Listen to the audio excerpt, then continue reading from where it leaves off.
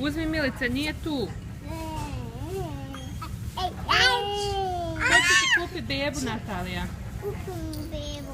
Ajde, uzmi pare i čašu da idemo platiti. Ja? Moja tala. Daj Milic to. Daj Moja se. tala. Ajde tu da uzmem. Ajde, pare uzmi. Hvala. A ja ćeš ti, Natalija. Hoćeš i ti.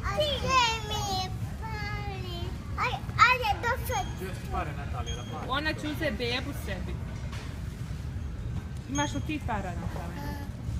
Ko će ti onda kupi bebu? Ajde, da se kupim bebu. Dođi. Zataj se tu bebu.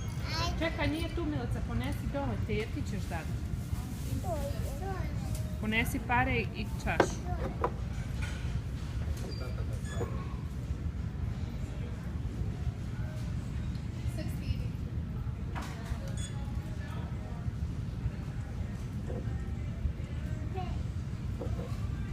Hoćeš i ovu tašu da uzmem. Ajde sad Milica, ponesi teti čašu i ponesi pare da platiš. Ajde, Ponesi Ajde. bebu, da.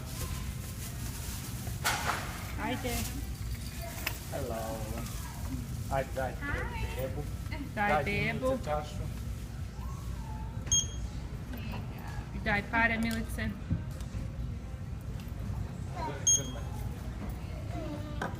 Did you want this one? So cute.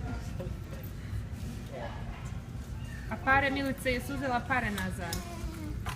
Nice. Vrati mami pare, platila si sad.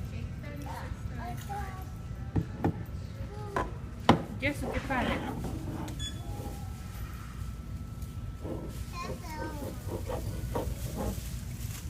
A ću da pijem. Jesi kupila to? Pa mi našu. Mama. It's mine. Fin da, Mhm. Ima u tu